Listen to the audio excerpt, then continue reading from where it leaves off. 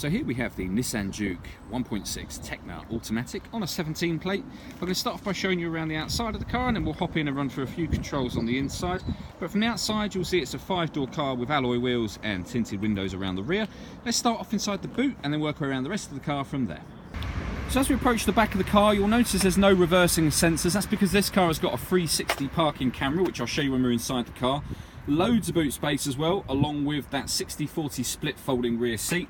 And the boot space can be increased by either lifting or completely removing that tray. And you can see you probably get another 6 or 7 inches worth of depth on the boot space there. Okay, so we're just going to work our way back round to the front of the car now, and then I'll hop in and run through some controls on the inside. But now that we've done a full circle of the car, you can see that it's in lovely condition the whole way round. Just briefly before we climb in, I think it's well worth seeing the interior from this exterior point of view, not only so that you can see the condition of the seats and the carpet area, but also that you can see the seats are leather. There's plenty to run through on the dashboard, so let's hop in and we'll do that right now. Okay, so now that we're inside the car, we're going to start with the dials. On the left hand side we've got the rev counter, and on the right hand side the speedometer. In the middle at the top you'll see the total miles for this car, which are 3,265, so very low mileage. And then included within this section we've got the coolant temperature gauge and the fuel gauge as well, and the P will show you what gear the car is currently in. If we back out to the steering wheel, on the left hand side we've got stereo controls, as well as the ability to answer and end phone calls, and on the right hand side we've got both cruise control and speed limiter just there. Over in the middle here is where you would set up your phone, amongst other things. So firstly, before we come back to the phone, the radio, you can see this car's got FM radio, it has AM as well, and DAB digital radio on top of that. So plenty of ways to listen to music in terms of radio.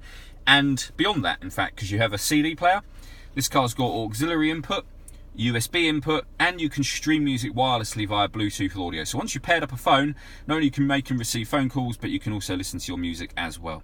We also got satellite navigation, which is accessed via these buttons, and there's a full video showing how that works on our website and our Facebook page, which is well worth checking out. And then I mentioned when we were at the back of the car, the 360 parking camera. If I pop the car into reverse, on the right hand side you've got a reversing camera image, showing you as well with the guidelines what direction you would be headed in relation to the image that you see. And then on the left hand side we have a really clever, very clear bird's eye view of the car parked in the space that it's currently in.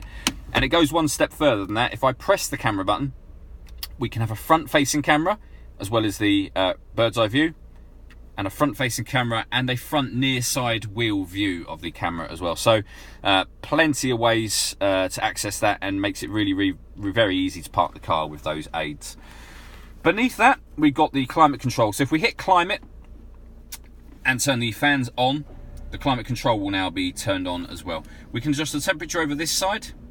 It's on, or the air conditioning is on, as long as that light is on. So you can push that button to turn it off and you'll just have normal air blowing out.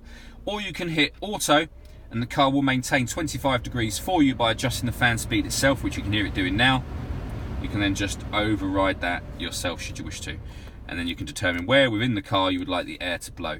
This screen doubles up as not only the climate control but also driver mode. So as soon as we push that button you'll see all of these menus will change. And we've now entered a driver mode section. So we're normal at the moment. We can change the car setup to sport or eco. It will affect, and you'll see it come up on the screen, the car's engine, gearbox, steering and climate control. So depends on how you like to drive. Obviously normal would be the normal way of driving the car. You can customise by setting up yourself. You can customise those, so have it exactly as you wish to have it. Underneath to the right hand side we've got USB and auxiliary input.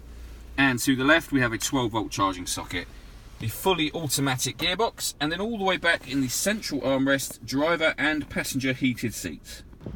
All that leaves me to say is thank you for taking the time to watch this video. If you'd like to come and see the car in person and have a test drive, please feel free to call any of our MJA sites.